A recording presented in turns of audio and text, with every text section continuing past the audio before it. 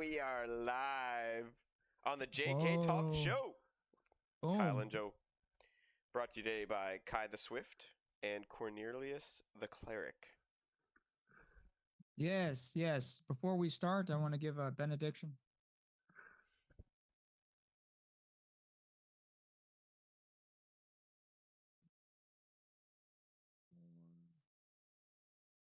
Five, 6, and 7. Whoa. Okay. Moving. That was so brave. So Thank brave, you. Cornelius. Well, Nobody look, does that anymore. Look at this courage. Oh. You see? He's so brave. So, speaking of classes of people that can play the games that are after the style of Dungeons and Dragons. So I'm an assassin / rogue. We have the cleric over here, and then today we're gonna talk about 3 other characters. Well, 2 other characters, and then we're gonna go on a little journey at the end.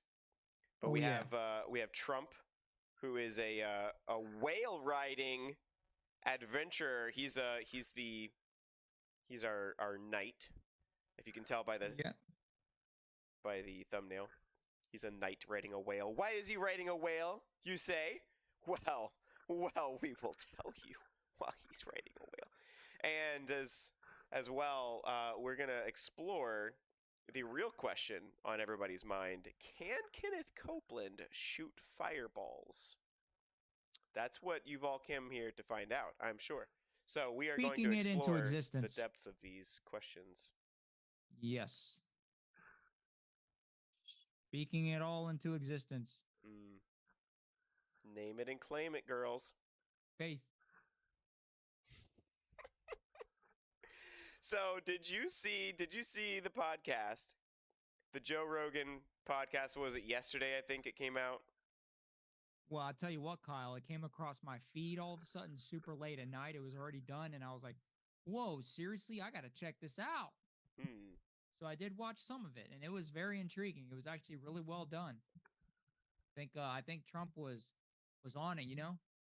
But you know what? It was really good, like his demeanor, right? Mm-hmm. It was different. It was different. He seemed like he knew he wasn't in enemy territory. He didn't have his guard up as much. He kind of rambled a little bit sometimes. He went on these crazy rabbit trails. That's what he does. He does that. He does that. Yeah, he does. But like, even though he knows Rogan is going to challenge him. He knows that. Yeah. But I don't know. It's almost like he was inviting it. Like, you know, I don't know. He just had a different demeanor. You know what I mean? It's very just different. He seemed more chill. More chill. It was cool. I think a lot of people from the comments I saw, people loved it, and they were tuning in from all over the world, man. They literally said like Colombia, Sweden, I mean all over. Yeah. Very nice, very nice. Yeah, so the reason why he's riding a whale is because one of his rabbit trails, which I guess is a whale trail, is they were talking about the alternative energy, right? It's like, okay, nuclear, like nuclear, pros and cons of nuclear. Nuclear's good, nuclear's, it's getting better. Everybody thinks Chernobyl when they think of nuclear, but it's not about Chernobyl. They've gotten better since then, and nuclear's actually really good. It's actually really good. We could do more nuclear. And they were talking about how dumb wind farms were, and just the bird carcasses all over the ground, and you're not supposed to bury the wind farm pieces when they rust over, which is like 5 to 10 years, and then they're useless, and then you have to do something with them. So that's really wasteful. Tears up the ground. You can't use the ground for anything else, and all this stuff. And then they were talking about how the wind farm actually is bad for the whales. Trump starts talking about how the wind farms are bad for the whales and the vibrations, and it drives them crazy and stuff. And he's like, I want to be a whale psychiatrist. So I took that and I was like, you know what, Trump, maybe you should save the whales. He's saved the cats. He's gonna save the dogs. He's also gonna save the whales. You know, some ocean swimmers are gonna be saved if Trump wins his presidency. I think. Well, he's already. The thing is, he's already lining up his next gig. Trump, the whale whisperer. Hmm. Yeah, It's it's Aquaman. already set. Yeah, yeah. I was actually generating that AI image, and I wish it would have done like an Aquaman suit, but it put him in a Superman suit, and I was like, you win some, you lose some, you know. So Yeah. it is what it is. There's a couple other ones, but we landed with that one in the end there. So yeah, I hear you. yeah. Or no, this one's in the night. No, that was another one that I didn't end up using. Was he was wearing a Superman outfit, and I was like, no, that doesn't really fit our theme though. We need him Mm, in like right. I you saw know that one. That looks cool something though. Dungeons and Dragonsy. Yeah. But if you want to see some of those other images, just shoot us an email, and we'll send you some good Trump whale AI generated stuff, and we can get this rolling. Okay, we Well, yeah. can just let us know. Let us know in the comments if you want to see Trump whale memes become the next Trump cat and dog and duck memes, because I would like to see that actually. That would. Yeah. I was not disappointed by the cat and dog memes at all. We talked about that last episode actually. We did. Yeah. Those were nice. Those Hmm. were very entertaining. Very stylish. Yeah.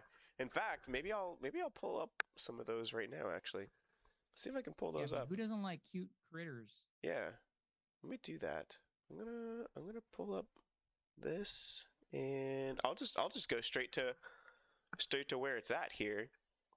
And can I just pull this up? Yeah, yeah.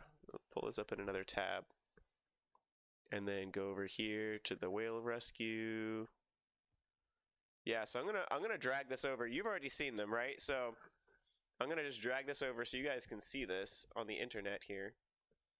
See if I can yeah, I'm just gonna drag this over. Drag it over here, and you guys should be able to see that. Let me make sure you guys can see. Yeah, you guys should be able to see. It's not blown up super big here, but I don't think they make the images super big unless you actually click on them. Yeah. All right. So everybody online can see this, Joe. I'm just showing them the images. We've got the one oh that was the psychiatrist one. No, here's the one with the Trump Superman. Trump Superman. Yep, yep. Trump as a psychiatrist because he said he wanted to be a whale psychiatrist. That one, dang, that's just, they're all so good. And then the one we ended up going with, he's got the Trump flag and he's riding a whale, is jumping out of the water here with this giant cape. This cape is huge, by the way. I never really realized how long the cape was. That's stupidly long cape. It's way longer. Like if he was walking around, he would look like he's about to get married to a dude. As a train. This one's kind of gonna cool. Get married to a dude. You know, like the bridesmaid, she has the long train on the back of Yeah, the. I know. Yeah. Yeah. That's some good stuff over there. Yeah. So, anyways. Yeah. What other takeaways did I have? Because I watched a good. I don't think I watched it all the way to the end because I was like, all right, like kind of just a couple things where Right. they were really going on some rabbit trails. So but it was kind of fun though to watch him, and actually it got to where they had a rabbit trail inside of a rabbit trail inside of a rabbit trail, and Joe was like, all right, we need to come back to talking about what was it? They were talking about what is it? Not sanctions. Um, tariffs. Trump was talking about how much he loves tariffs, and that's getting a little bit outside of my area of expertise. I'm not even gonna pretend like I know, pros and cons of all that. But he was really talking him up, like, oh man, tariffs are the best thing, blah blah blah, and that they were talking. I mean, they got on a crazy rabbit trail, and then he brought it back to tariffs, and so Nice. that was a big thing there, talking about talking about energy, talking about how Trump would have stopped everything from happening in Russia if he had won and he was the 46th, Mm. and how it never would have happened on his watch and that kind of thing. Which, it's like, okay, I get the reason why, but it's a hindsight is 2020 what if scenario, and so like I don't know. I'm like, yeah, I think that Joe Biden looks weak, and Kamala's gonna look weaker if she wins. I definitely don't want her to win. Um, but it's so easy to be like, well, I would have been able to do it. You know what I mean? It's so easy to just say Yeah, that. anybody can say that. Anybody Yeah. can say that. You know. But he does have. I mean, under him there were no new wars. Fact check, true. Um, so it is what it is. And Plus, on he's top of that, the idea that remember NATO and Ukraine kept kind of trying to push east, you know,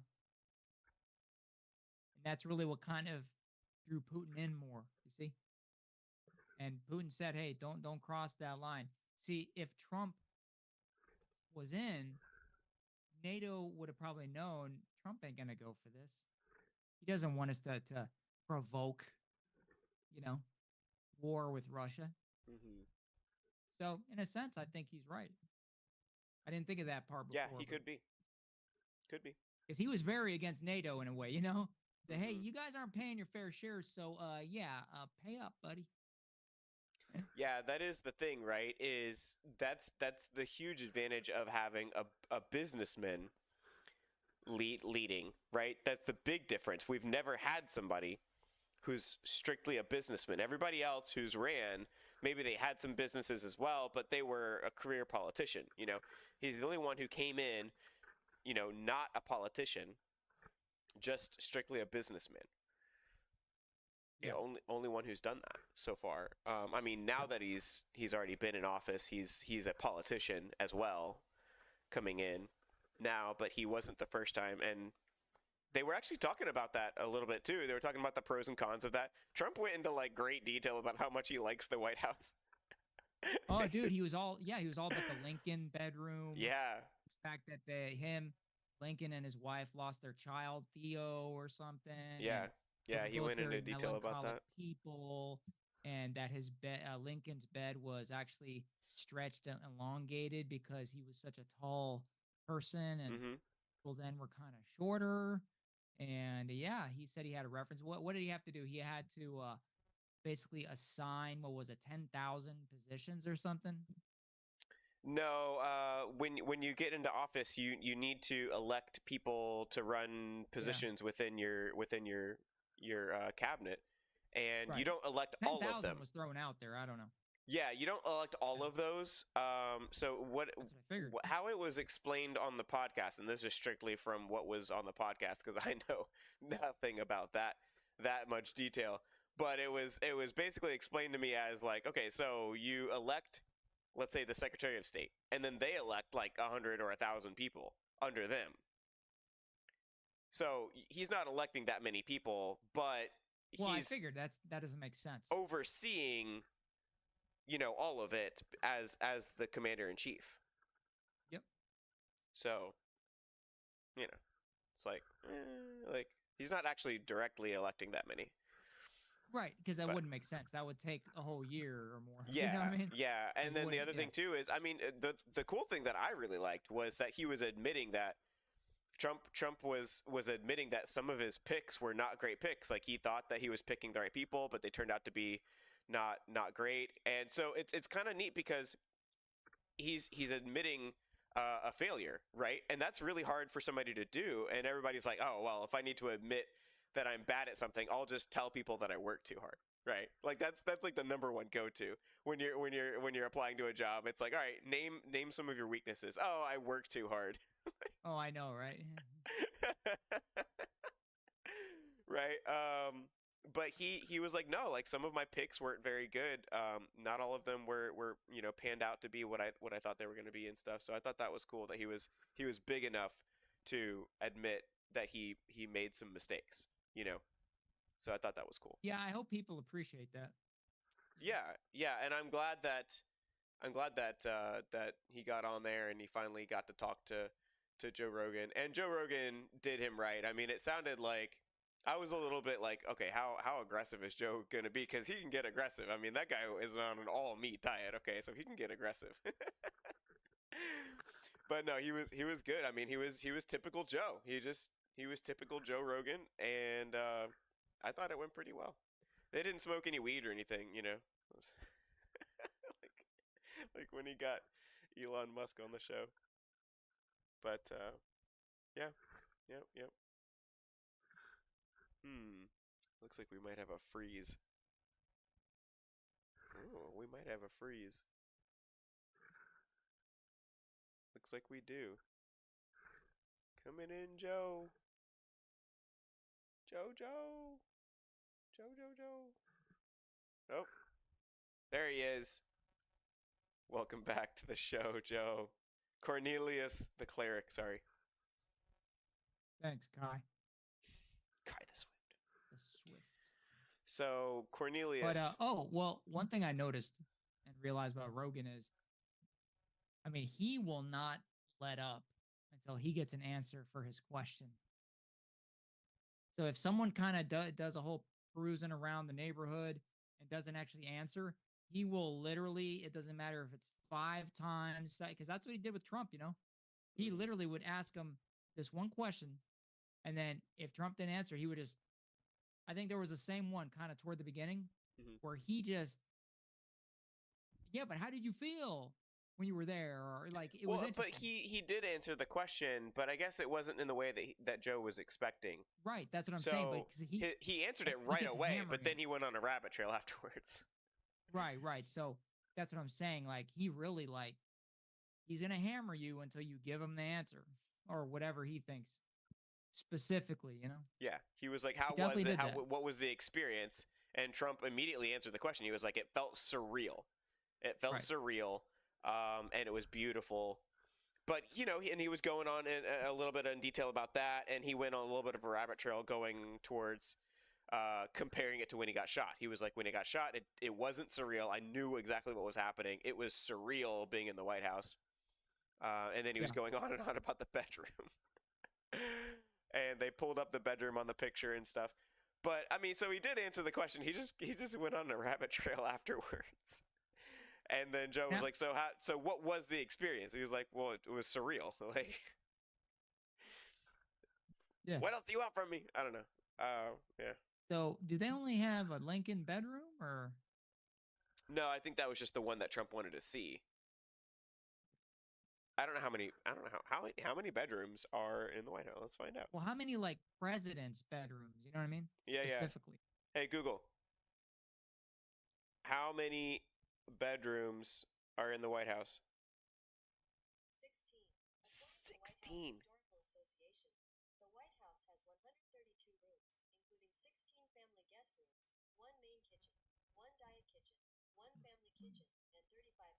Wait, what? There's a main kitchen, a diet kitchen. What? Diet? A diet kitchen? Do you only have Diet Coke? That must be the woke kitchen. Diet kitchen? You have zero sugar syrups. Yeah, they obviously added that later. What's a diet kitchen? I need to go to that kitchen. If it was back in the day, One instead of family margarine, kitchen. they'd That's have where they butter. have all the Reese's and the candy and all the yummy cereals like Cocoa Puffs. Yeah, or berry crunch. Baron Crunch. Berry crunch, like Captain Crunch, but with the berries, you know? Mm. Mm, Mhm. Mhm. I was thinking Baron Crunch, Baron. like his son Baron. Exactly. Yeah. So a main kitchen, a diet kitchen, a family kitchen, and 35 bathrooms. I knew they had a lot of bathrooms. I didn't remember the exact number, but I knew they had a lot of bathrooms. Yeah, And they do a little too much partying in there. that does seem to be the thing, right? Is like with houses that are made for having large amounts of people in them, they tend to have way more bathrooms than bedrooms.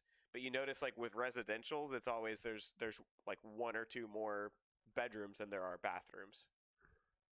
I wonder what kind of conspiracy that is. It's I don't gotta know, be. but people drink a lot, and when you drink a lot, you have to pee a lot. So a lot of people using the bathroom. Yeah, but dude, they don't even do that at clubs or bars. They have one bad bathroom. What, a couple of stalls? You know what I mean? I Like don't that know. doesn't make any sense. I don't know, man. I don't know what to tell you. But 132 rooms. So I don't know what all the other rooms are for. I guess they're all the meeting rooms and stuff. You know. Hold one second.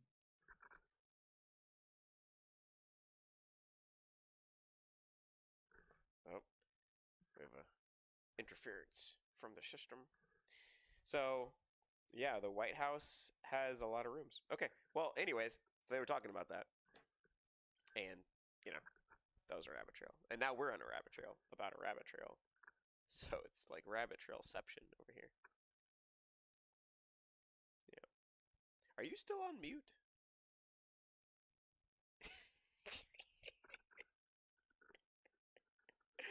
He's still on mute. Okay. Yeah, I think that's pretty much all of my thoughts that I had about the Rogan. I thought it was a good podcast. If you didn't see it, I mean, it's not family friendly. He was Joe Rogan. He tends to be a little colorful with his language, but look at the highlights or you know, what have you. Don't listen to it with kids around. But I thought it was a good podcast. So yeah. And I think we'll move on from the knight to the mage. So your hosts for this evening, the cleric and the rogue slash assassin. We are going to All right. We are hey, going to rock we're and gonna roll. rock it. Rock and roll. Rocking and rolling. So what's going on with the mage, Kenneth Copeland? Oh, well, he's a master Christian manipulator. Mm, You want to call him that? He is the mage of faith. He's the mage of name it, claim it. mm. One of them, at least. There's a whole coven. There's a whole coven. Does he have a Paula coven? White coven, like witches. A Yeah, coven. I wouldn't be Yeah. surprised if he had a coven. You got him. You got Duplantis. You got Creflo Dollar. Ironic with the name Dollar. You got Paula White. But yeah, all of them. But I pulled up some Kenneth Copeland quotes for us. Ooh. What is what Kind of. are some of the most famous things that Kenneth Copeland has to say? Well, let's see. Tell us, Joe. Alrighty. Well, don't know why there's some big ad out there, but here we go. Oh wow! Let's start off with a banger. You ready for this? Never. Listen, Kay. Listen, Kai. You don't have a God in you. You are one. Ooh. Boom. I bet the Mormons like that one. Oh, they love that one. So, how do you feel about that? Well, it's not true.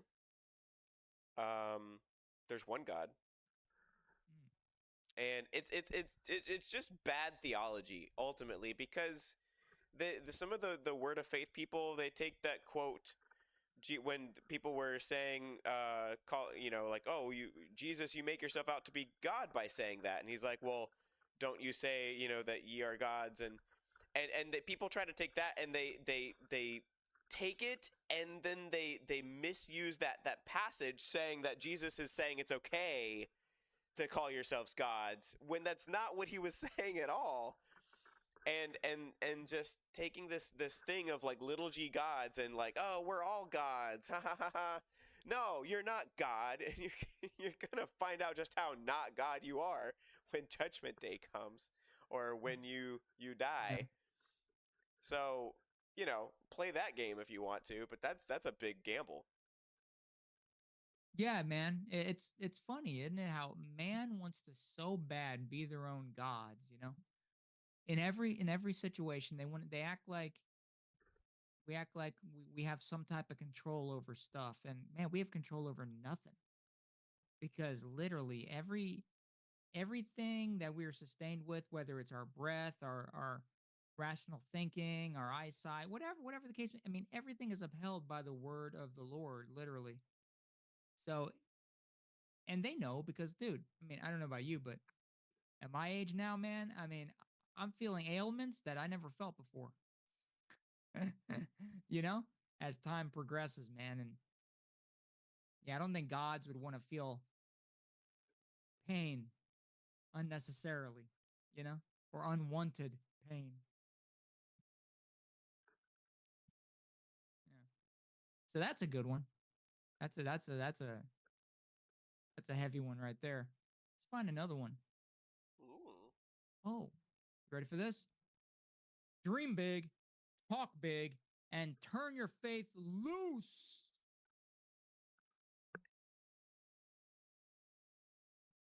Yeah. I did it. You turned it loose? I did. I turned it loose. Oh, good. So now what? What did that do for you? Made it so that everybody can see my face again. Oh, was he speaking metaphorically? Maybe. Maybe.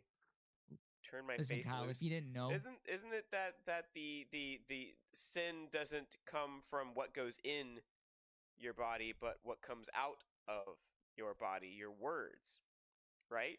So shouldn't we not be loosing our lips?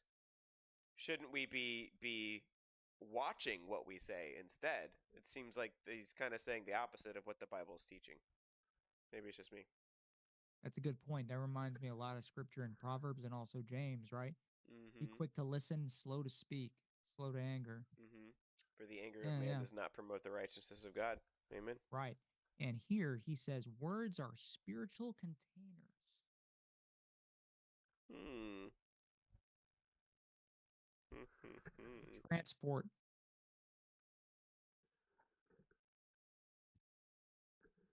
whatever you wish. Oh, here's the substance one again. This is faith is a spiritual force. It is substance. Faith has the ability to affect natural substance.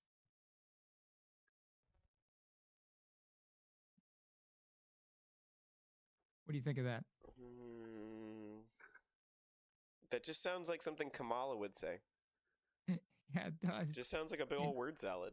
That Like, right there what does sounds that like even mean? Like, sounds like nonsense. Yeah, I'm gonna repeat it. I'm gonna read it again. Again, this is Kenneth Copeland, y'all. okay. Faith is a spiritual force. It is a substance. Faith has the ability to affect natural substance. So is he blending Christianity with Star Wars right now? Is that what's happening? It sounds like he pulled that from a Star Wars book. The Force Right, is it's not with just you. the force, it's a spiritual force. You must use the spiritual force, Luke. Against the substance of nature. Oh, the substances of nature. And the spirit and faith itself is a substance. Mm-hmm. Now, how do you scientifically measure faith as a substance? Oh. Substances. Faith. It is not. It is force. Dude. Force it is. Faith was the raw material substance that the Spirit of God used to form the universe. So is he saying that God needed faith? So in a sense, faith was greater than God to be able to form. Which is funny because God universe? is faith. What's this? There's a theological term for this. When when you ascribe an attribute to somebody, you're just saying that person is like this. You know, Kai the Swift. I'm a swift person, right? Ascribing the attribute of swiftness to myself. But when you ascribe an attribute to God, not only are you connecting an attribute to a person, but you are saying that the two are in fact one thing. It's different when you ascribe attributes to God, and I forgot what the theological term is. Maybe my wife can let me know in the chat over here. Like she said, the simplicity of God in the chat just now. But there's a term for the theological framework of that. Like when we say that God is just, it's not just that he's just. I mean, he is justice. He is the embodiment of where justice comes from. The two are one in a sense. And there's like a theological term for that, and I forgot what it was. It's been a while since I took that class. But I mean, when we talk about who God is, we're saying that God is that. It's not that God had to have faith. God is faith. He is faith. He is justice. He is love. He is mercy. Exactly, exactly. Like when we read the word, right? His law, his commandments, all that, what are they? They're just attributes reflecting of who he is, his character, his essence, which is really beautiful actually to see that. To know that literally his word is a reflection of himself, because literally all things flow from him. Before him there was nothing. So yeah. Exactly. Exactly. Let's see here. Kenneth Copeland fans. Let's see if we can find another juicy nugget for you. Yeah. By the way, if anybody is a fan of Kenneth Copeland and watching this, let us know how we're wrong and how he's actually a great person. Please, I want to be informed. Wow, this is a heck of a claim. I think this is a good one to end off with. Oh. Ready for this? Never. Are you ready? Yeah. Wow. Satan conquered Jesus on the cross and took his spirit to the dark regions of hell. What? What? I'm going to repeat that utter foolishness again, because it is disgusting. Satan conquered Jesus on the cross and took his spirit to the dark regions of hell. Okay, no. Yeah, Amanda just commented, blaspheme! Blasphemer! Yeah. Blasphemy! What was it in Colossians, where it literally says he openly mocked? That's what Jesus did, openly mocked the principalities and powers on the cross. Yeah. And with his victory. Come on. Crazy. Yeah, it's just it really just seems like it's either just pure Satanism, or if you try to give him the most benefit of the doubt you can, it's just absolute incompetence. It really, I don't see a third option right now. It's either he's just absolute Satan, knowing better and saying this dumb stuff anyways, or he's just so severely incompetent that he can't just read the Bible and understand some of the most simple things in the Bible. When it says that he descended, it didn't say that Satan won. Where's he getting that Satan won? Who's sitting at the right hand of the throne of God? It's not Satan. I'll tell you that. No, not at all. Exactly. Who's seated there? Well, the one that was there before coming earth. Yeah. Yeah, Hebrews 12:2 says who's seated there? Jesus. He sat down at the right hand of the throne of God. It says, let's see. So therefore, since we are surrounded by such a great cloud of witnesses, let us throw off everything that hinders and the sin that so easily entangles, and let us run with perseverance the race marked out for us. Hebrews 12:1. Here we go. Let us fix our eyes on Christ, the author and perfecter of our faith, who for the joy set before him endured the cross, scorning its shame, and sat down at the right hand of the throne of God. Jesus scorned the shame. That's what it says. He scorned its shame, and then he sat down at the right hand of the throne of God. Doesn't sound to me like he lost. That doesn't sound like No. a loss at all.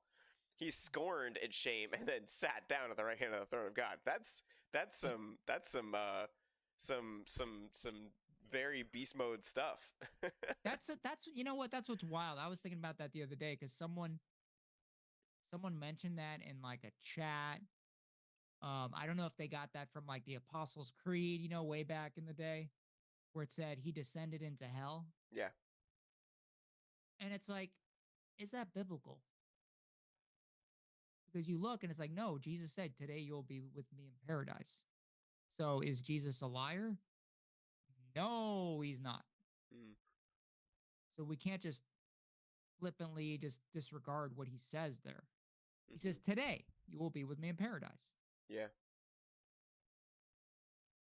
That doesn't sound like Yeah, hell. I think the Bible says that he descended into the earth. There's a place where it says he descended into the earth. And I think the I think it's translated, potentially translated. I don't know this for sure.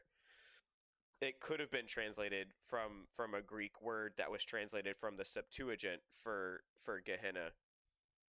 Um, so I don't know the Greek and Hebrew on that. I don't know for sure, but it could be that that was just one potential meaning because it came from a word that could be used for hell. Sometimes they use the word Gehenna in that sense, just like Hades is used in that sense sometimes.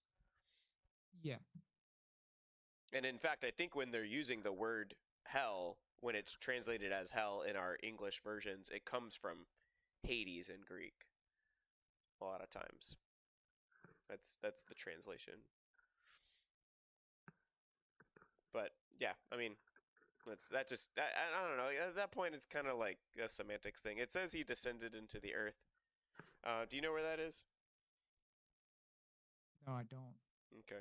So the simplicity of God that my wife put in the chat, it's a looks like a thing on Ligonier Ministries, uh, Nice. by Sinclair Ferguson, talking about the Ooh, simplicity of God. And so nice. it's that is the theological term. I thought it was coming up under something else, but it's literally just called the simplicity of God, and it has to do with how his separate parts, his attributes, are simply who he is in his essence, which is different than when we give somebody else an attribute. Like if I say, Mhm. Joe, you have a great beard, it's like, okay, well, that just means you like it's those are two separate qualities, but you just happen to display the essence of something that's separate from yourself. But with God, it's different. It's like if we say that God has a great beard, it's like okay, but he is the great beard. You know what I mean? Like you can't. It's like it's like you know Yeah. with regular people it's two separate things, but with God it's the same. Anyways, yeah, it's a cool thing. My wife sent me the link for it. Maybe I'll put that in the chat or in the um yeah, actually, if Amanda, if you're watching this, stick that link in the chat so that people can see this Ligonier Ministries, the simplicity of God. I'm sure people would like to see it. That's great. Thank you. Mm. She texted you're welcome. Yeah, so that's awesome. Cool, cool. So can he shoot fire though? I mean, isn't that what we all came here to find out? Did you find out? Oh, he shoots fire all the time. Every time he's on the microphone, Pew pew. fire. So he does shoot fire. Okay. You've heard it first on the JK Talks podcast that Kenneth Copeland can in fact shoot fireballs from his fingertips. There you have it, folks. We have it there. Pew pew. With the power of Satan. Hey, real quick though, I do want to. This is also from Ligonier. Hmm. It's pretty good. It's just talking about the whole descended into hell Yeah. thing, right? And I wasn't even looking for Ligonier. I just put that in, and this came up. So pretty cool. So it Says he's says a boss. in First Peter 3:19, Peter talks about this Jesus, who by the same Spirit by which he is raised from the dead, goes and preaches to the lost spirits in prison. That text has been used as the principal proof text to say that Jesus, at some point after his death, generally believed to be between his death and his resurrection, went to hell.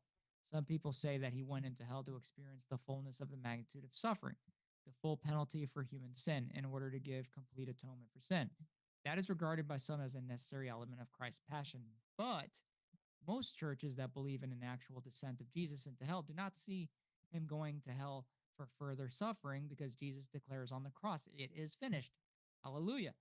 Rather, he goes to hell to liberate those spirits who, from antiquity, have been held in prison. His task in hell then is one of triumph, liberating Old Testament saints. I personally think that the Bible is less than clear on that point, because the lost spirits in prison could very well refer to lost people of this in this world. Mm. Peter doesn't tell us who the lost spirits in prison are or where the prison is. People are making a lot of assumptions when they consider that this is a reference to hell and that Jesus went there between his death and his resurrection. Assumptions, exactly. Yeah.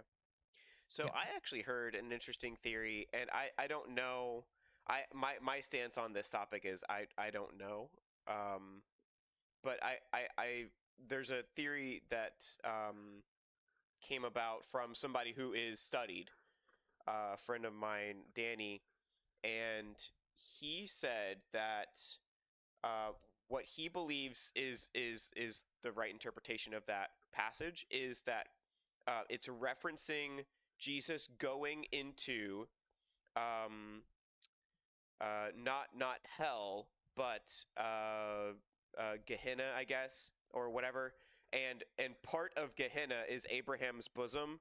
When you have the passage of Lazarus, and Lazarus is in Abraham's bosom, it says, and the rich man who treated Lazarus so badly was suffering, and they could see each other, but there was a great divide separating them so that one could not go to the other, or vice versa. uh, but they can see each other.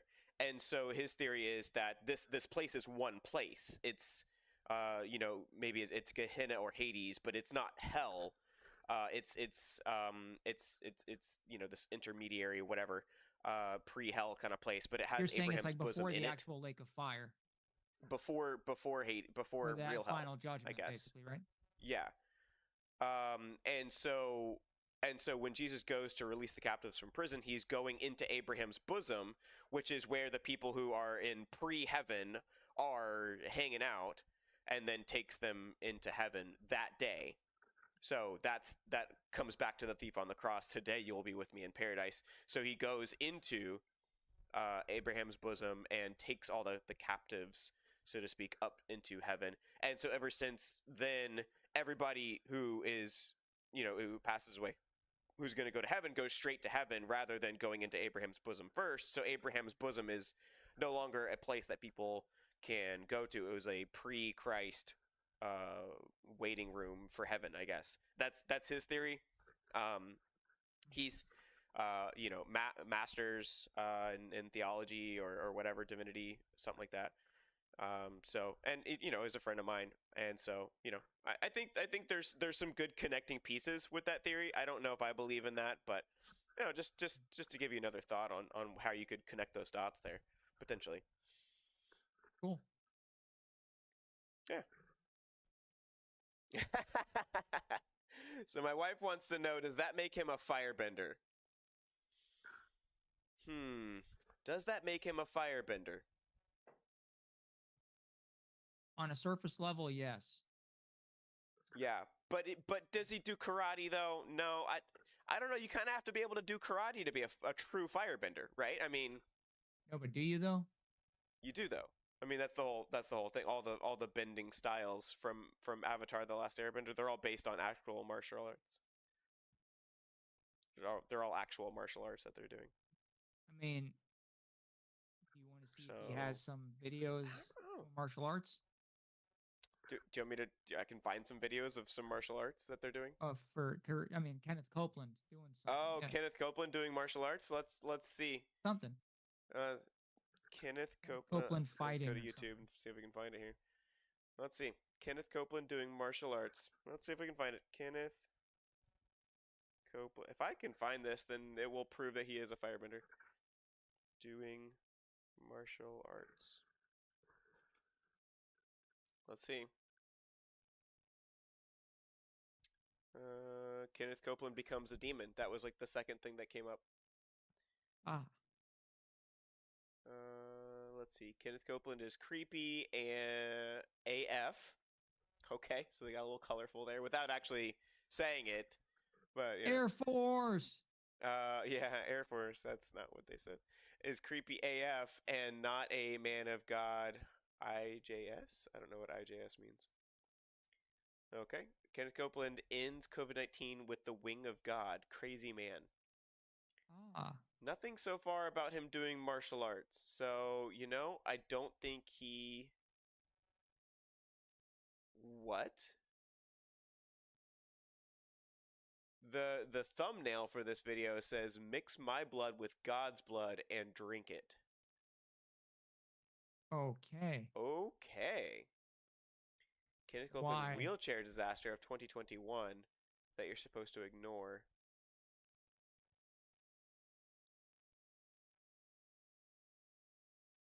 Whoa. Okay, so he knocked over a guy in a wheelchair. Yeah, okay. He didn't knock him over, dude. He laid his hands on him. There's a difference. He was shooting fire out of his palms and it shocked them and shocked him back. But that's not martial arts. So, okay, so official answer, Amanda, is that Kenneth Copeland is not a firebender. That's my official answer. Aerodynamic frogs? What? Ah. They're turning the frogs gay!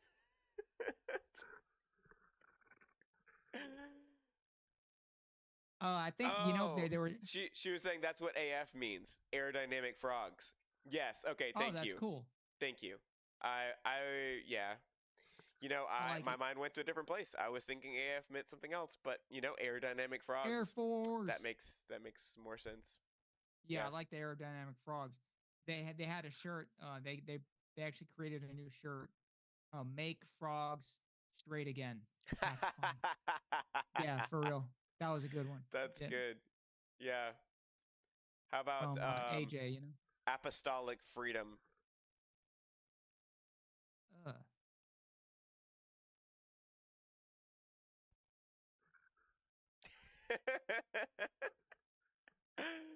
Oh, so are we gonna play some video games now? dude, let's get down. Come Let's on, do let's it. play Let's it. do that. So here now. Okay, so Kai the Swift. So I'm a rogue class, assassin class over here, and then we have the cleric.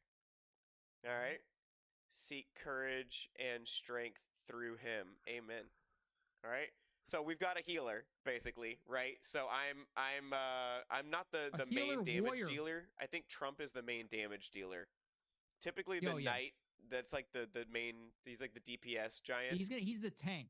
Yeah, he's the tank, and you're mainly trying to support him, and I'm kind of like staying in the outskirts of the battle, trying to find out like when somebody has their back turned to me and they're fighting Trump head on, and Trump's fighting them. I'm like coming behind him, stab, stab, stab. I'm like doing that kind of thing. Kind of doing my own thing. Hiding in the shadows. And we've got Kenneth Copeland over here. He's got the aerial support, shooting his fireballs.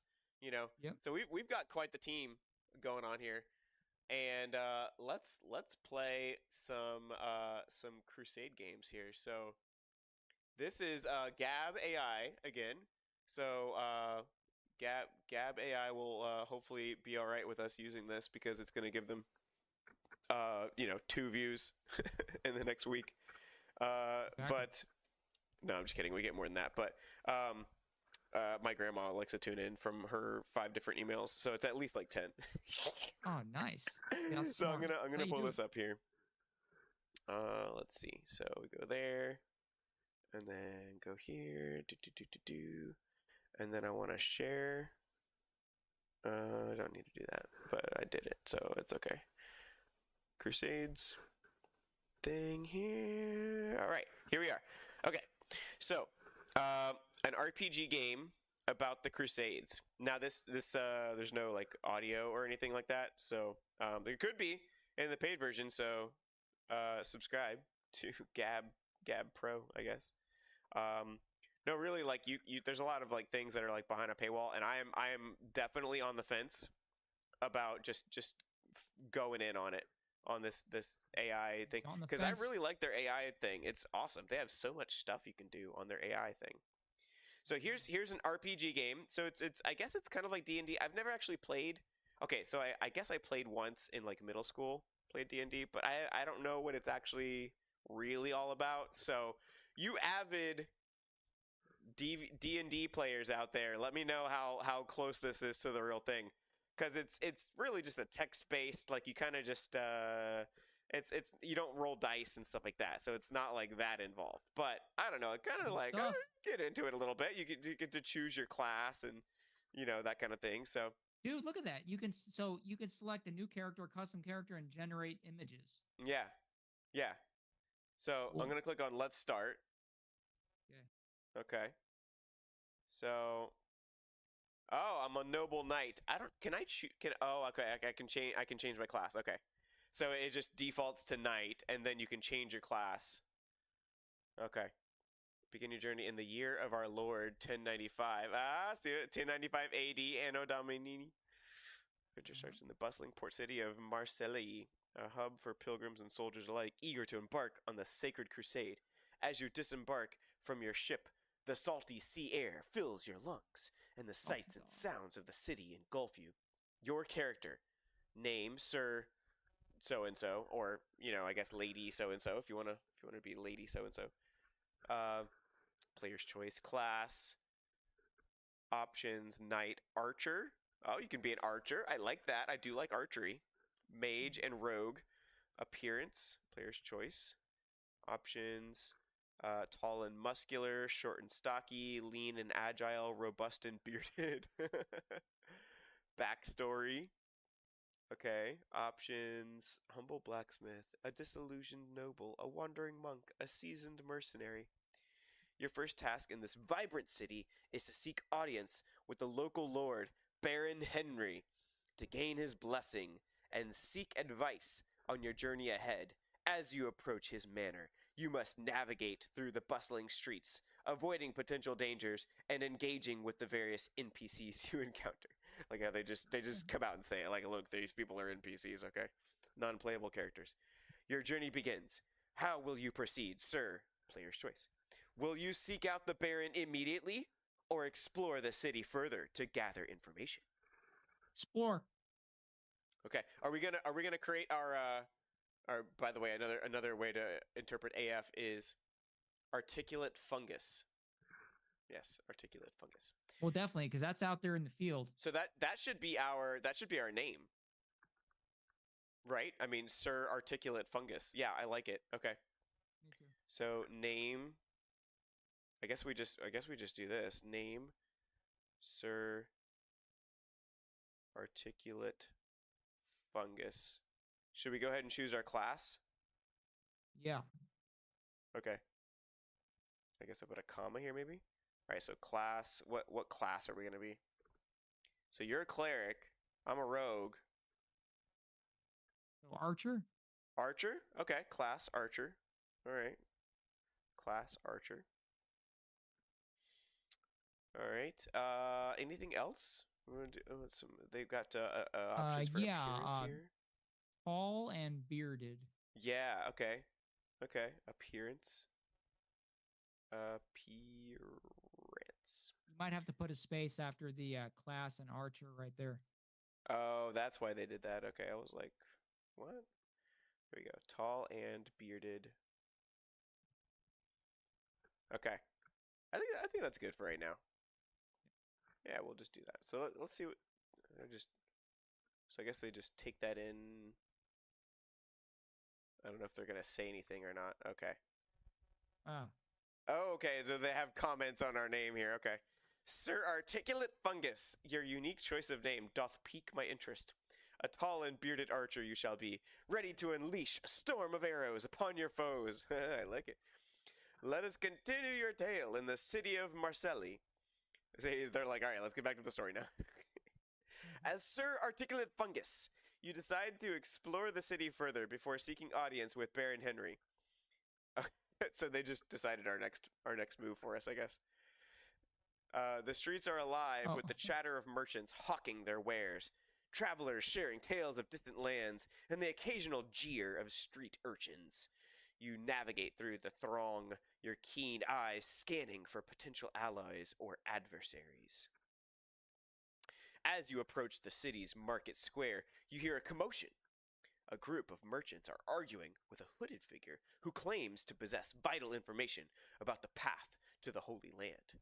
The hooded figure seems to be in a hurry, trying to sell his knowledge before being caught by the city indulgences.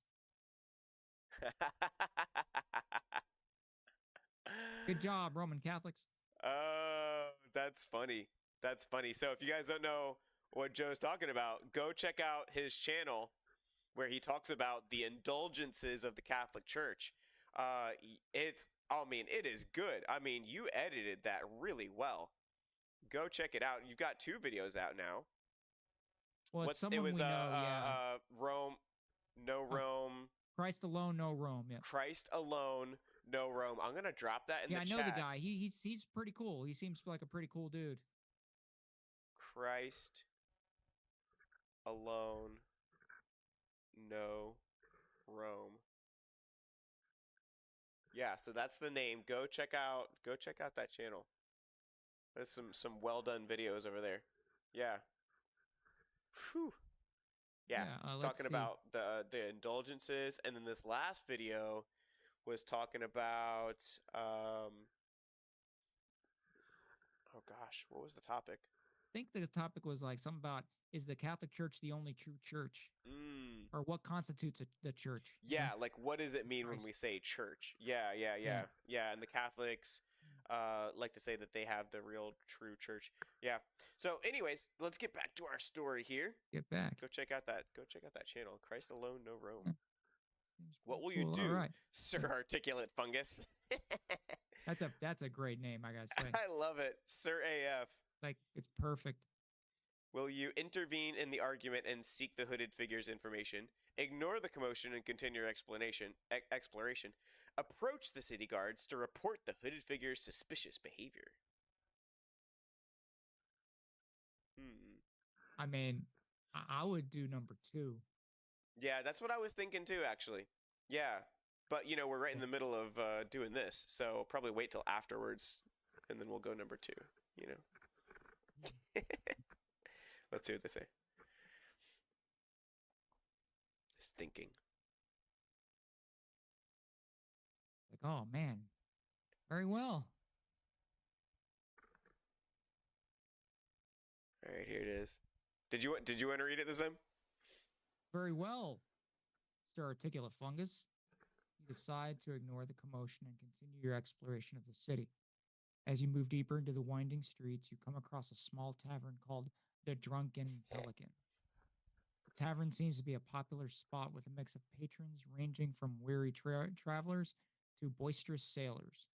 You enter the tavern and are greeted by the warm, yeasty scent of ale and the sound of raucous laughter. A burly bartender wipes down the counter as he calls out orders to his waitstaff. You spot an empty stool at the bar and take a seat. The bartender approaches you, eyeing your armor and bow with a mixture of curiosity and respect. What brings a knight like yourself to my humble tavern? He asks, his tone a mix of friendly and wary. What will you say to the bartender, Sir Articulate Fungus? Will you, number 1, introduce yourself and inquire about the tavern's reputation? Number 2, ask if he's heard any rumors about the path to the Holy Land. Or number 3, order a drink and observe the other patrons. My vote would be 3. Yeah, just play it cool, Yeah. That would be me. Let's do it. Let's do it. I love the wording on this. I mean, this is this is like grade A like novel writing here. Like this is It's grade pretty A cool, stuff. man. It's pretty detailed, you know. Yeah. I mean, you get the classic vibes, you know, like when you walk into a bar in a movie and the guy's always wiping down the counter, right? Like that's always what the barkeep is doing. He's always wiping down the counter. It's like you can really see the scenes. You can, You know? yeah, you can see Yeah, it in your it's mind. like visual. Yeah.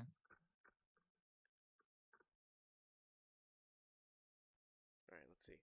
You decide to order a drink and observe the other patrons. Sir Articulate Fungus, the bartender, a jovial man named Giles, obliges with a hearty laugh. Around for the house, then, he declares, pouring you a generous tankard of ale. You take a sip, the cold, frothy liquid refreshing your throat. As you survey the tavern, you notice a group of men huddled in the corner, their voices low and urgent. They seem to be discussing something important, but their words are muffled by the general noise of the tavern. Your curiosity is piqued. What will you do, Sir Articulate Fungus? Will you, 1. Approach the group and attempt to eavesdrop? 2. Ignore the group and continue observing the other patrons? 3. Engage one of the patrons in conversation to gather information?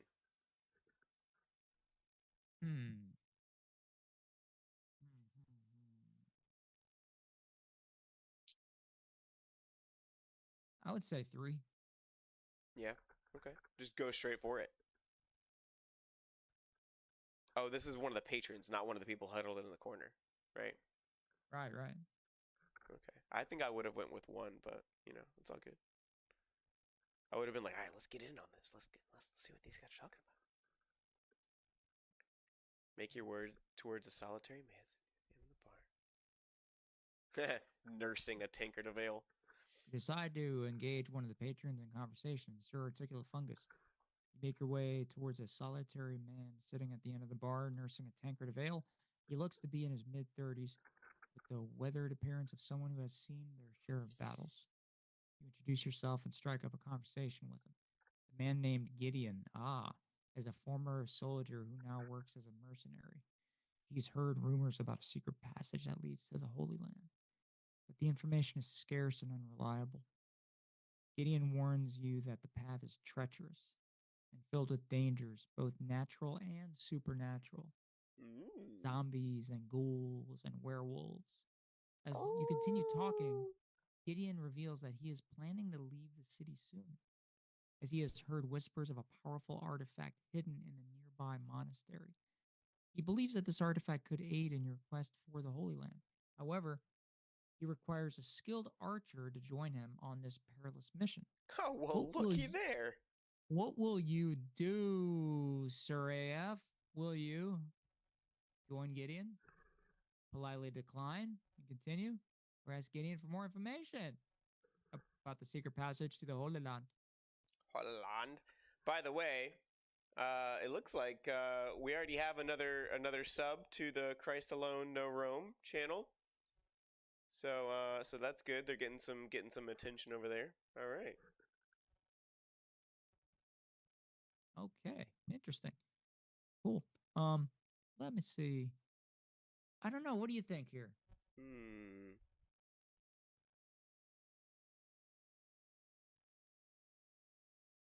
don't know. I think it might be worth it. I mean, the other guys that were whispering in the corner definitely seemed like they were doing something, but maybe they were just planning on robbing a bank or something. I don't know. Yeah, this has nothing to do with us. We're on a quest for the Holy Land. You want to go with them?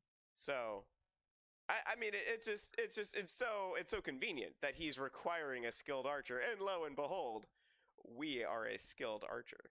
So that's why I think we should go for it. You think you should go for it? Okay. Yeah, let's go for it. Yeah. Do it. So this is a little bit different than how it was before. When I first did this one, I saw that they were advertising this, or it was in an email or something. I think I'm subscribed to Gab. So I saw this in an email, and they were talking about this, and it was like when they first came out. And you didn't have these like number options. They've definitely like streamlined it, where there's these number options now. When I did it, it was all completely text based, where I had to like type out what I was gonna do. I wonder if we can break the mold and we can kind of do what we want to do, and it's not one of the three options. I want to see if it'll let us, because it was kind of doing that Huh. when I did it. Now the thing is, it would sometimes seem to veer off where you were trying to go with the story, where they want you to go with the story. But I did recapture the Holy Land, so I've done this one before, and it was a different thing. It was like I had to take down a camp of bandits, and then I had to go like Ah. go over to like this witch's tower or something, the sorceress, and then after that is when I started getting ready to like take over the Holy Land, and I was amassing an army and stuff. But then after that, it was like I was like, well, can I just keep going? And I kept going. So eventually, I was like, all right, well, I have the Holy Land back. So now it's like this and that, and it mentioned something about like people were plotting, to there were some dissenters and stuff, They're gonna and assassinate you. yeah, and so I was like, all right, well, let's take them out. So I ended up being like the king of the planet eventually. The king of the planet. And then we invented space travel, and then we took over the galaxy, and then I like used like magic or something to basically like ascend to godhood. I was like, how far can I take this? So eventually I became Wow. king of the universe. King of the- Yeah. How long were you playing that thing? I was like, how far will this go? How far can I go? How far can I go? So I just kept going, and eventually I just owned everything. Dude. But you could just type in the text what you wanted to do, rather than being limited. I wonder if we are actually limited to three options now. We'll find out. Let's see what's going on here. So you decide to join Gideon. We'll this will be the last thing we're gonna do, because we'll go ahead and start wrapping this up here. So you decide to join Gideon on his mission to the monastery, Sir Articulate Fungus. The former soldier seems pleased with your decision, and the two of you exchange information about your respective skills and experiences. Gideon reveals that he has spent years exploring the surrounding lands, and his knowledge of the area could prove invaluable. After some discussion, you agree to meet at the city gates at dawn the following day. Gideon needs to make a stop at his hideout to gather supplies and equipment. As you finish your conversation, Giles, the bartender, calls out to you. Giles, he says. Wait, what? He says. His name is Guile, and he says his own name? I'm confused here. Okay, maybe that's just like an AI slip up. I overheard you discussing a secret passage to the Holy Land. If you're interested in a more direct route, I might know a man who could help. He's a bit of a rogue, but he's got his ear to the ground when it comes to these matters. What will you do, Sir Articulate Fungus? Will you ask Giles for more information about the rogue? Politely decline, as you have already made plans with Gideon. Or tell Gideon that you will consider his offer and meet with the rogue later. 3. So, do you want to break the mold, or do you like 3? Oh well, how can we break it? Well, let's see if so I mean there's those hooded people in the in Oh, the I in know. the How about corner. taking a horse, taking Okay. a war horse, and straight to the Holy Land. Okay. So let's see. So we discover a magic amulet that makes the wearer invincible. How do you spell invincible? Pible. And charge into the Holy Land on horseback. This is the end. Well, I was like, okay, but maybe they'll let us get this random amulet, and now we're invincible. So now we can just take it over. All right, hold on. Oh. Oh, okay. Backstory aligns with your desire to discover a magic amulet and charge in the Holy Land. Charging the Holy Land on horseback because they repeated what I was saying. As a young squire, you heard tales of power that grants invincibility to its wearer, driven by a thirst for glory and a desire to protect his honor. Rating towards. Okay, so I guess they kind of decide for you what you're gonna do. I guess if you don't like give them like a specific thing, they decide for you which one you chose. It looks like. Nestle deep. It looks like. Treacherous. Yeah, so it's taking us back into the thing, I guess. Yeah.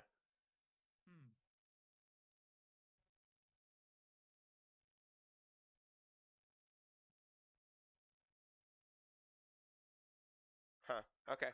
So maybe this amulet is an amulet that makes you invincible. This one that we're going after, that's at the monastery, but now it's like we know specifically what the amulet is. I don't know. But it seems more restricted now. I used to be able to just type in like crazy stuff, like I have invincibility now, so nobody can touch me. Like, what if you had both invincibility and invisibility? Whoa, Dude, whoever thought of that? Seriously. Yeah, invincibility. Invincibility. Invincive. Wait a second. I don't know, but this one's a lot more structured. You kind of have to stick to the options, and then they lead you to the next thing and the next thing, and yeah. It seemed like the other one wasn't as structured. Now they've got it more structured. Okay, so it's pretty cool though. I mean, you choose your character, you choose your backstory, you get to choose all. So it tells you what you get to choose, and then it limits your options here to, it looks like 3 or sometimes 4. There's 4 options right here. We got 4 options, but typically it was 3 up until that point. So that's pretty cool though. I mean, go check that out. Yeah, we can now have a whole text-based adventure,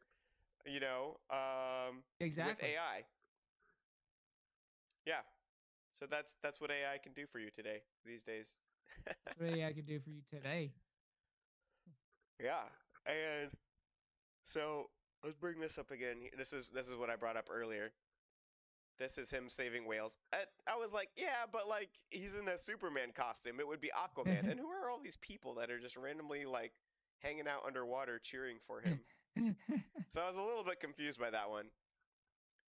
Although it's pretty cool. So if you click this right here, blow that up. Oh, you see what he's doing? He's actually saving them, people. He's got that rope. He's telling them to hang on, and then he's gonna.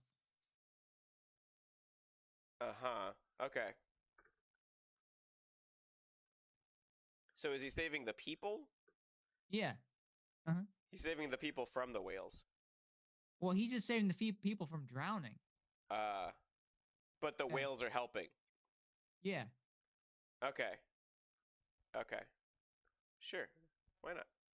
And then here, he's a whale psychiatrist. He speaks whale, like Dory. How are you doing? The whale whisperer. He is. He is. Yep. This needs to catch on, everybody. Okay, I'm telling you, this whale, sure. Trump whale memes need to be the next thing. I mean, yes. Come on, look at that. Look at that. I mean, come on. There you go. Look at that kingly belly there. Yeah. And this whale has like some artistic designs on the side here almost. It's like, yeah. It's like statuesque. He found a perfect whale to ride. Chiseled. And he's got to have some really strong leg muscles to hold on to that whale. Because there's no saddle. He's riding bareback. He's got Superman inner thigh strength. Mm-hmm. Literally crushing the whale as it swims. Yeah. And look at that cape. It's so long. All right. So, anyways. It's royalty. Yup. All right. Well, that was fun. So Good one. everybody get to pick your character. By the way, let us know in the comments Let below if us. you made it this far. Thank you for spending your time to watch us. You could have watched Yep. anybody else and their mother on YouTube, but you decided to watch us. So I appreciate you watching this. So shout out to Yeah, we do. you, shout out to you for being awesome and giving us a chance. Yep. So yeah, so let us know in the comments what character, what class you would be if you were gonna play in a game. What kind of class do you normally pick?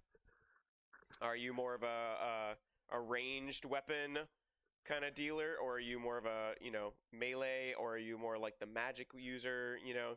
Think like when I was playing Skyrim in college. I was typically like a magic slash archer slash mage kind of vibes, Mm. kind of in that like kind of in the assassin kind of realm, sneaky. I did a lot of Hmm. that with my Yeah, first character build. my best characters in EverQuest was a cleric. Yeah, I think that was my highest. Nice, nice. So yeah, let us know what character you would be. But the only character that really matters at the end of the day is the character of Jesus. So if you don't know him, check out the link down below. It's called "Are You a Good Person?" So go click on that, and you can see a good presentation of the answer to that question and how you can know and what you can know to be a good person if you're not. The answer is no That's right. to that question. And for our awesome fellow believers, thank you for watching, brothers and sisters out there. And yeah, so let's get closer to Christ together. Let's have His Amen. character ultimately. But I think there's grace in there's things that are of the world that are sinful, and I think we should avoid the things that are in the world that are sinful. But I think there's a fine line between avoiding certain things because you don't personally um, find that it is um, it seems to you personally that it's not something that you want to be have part of your life as a Christian. um, and there's an interesting line there to walk, and I think people can arrive at different places with what we allow to see, what we allow to do, and I think that's a discussion that needs to be had.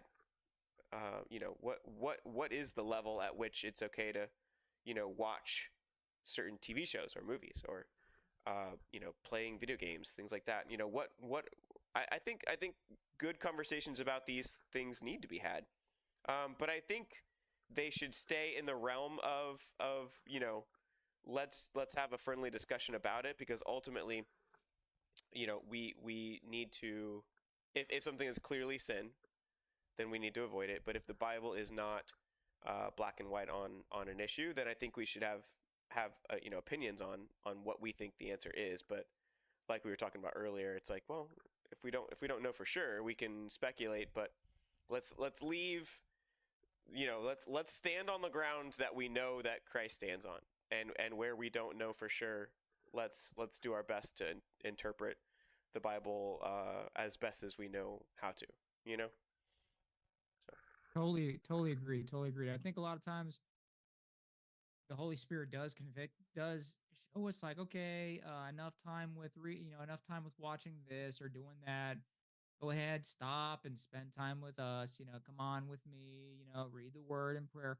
But too many times we just often kind of suppress that, right? Even though we know, even though we know. Let's be honest, we know. Believers have the Spirit in us. And we get that inclining, like, okay, son, enough of that. Let's do this instead, right? Just about being obedient, right? But that obedience isn't like grudgingly, no, in like a beautiful, wanting to, because man, there's nothing better than being in his presence and in his word, right? In his Mm-hmm. presence is fullness of joy. At his right hand are pleasures forevermore. Psalm 16, beautiful, and it's true, He is our joy, right, Kyle? So, Amen. yeah. Yeah. All right. Well, that concludes the JK Talk Show with Kai the Swift and Cornelius the Cleric. We will see you guys again in the next episode, which will be episode number 44. You guys have a good one. Stay classy, and we'll catch you Peace.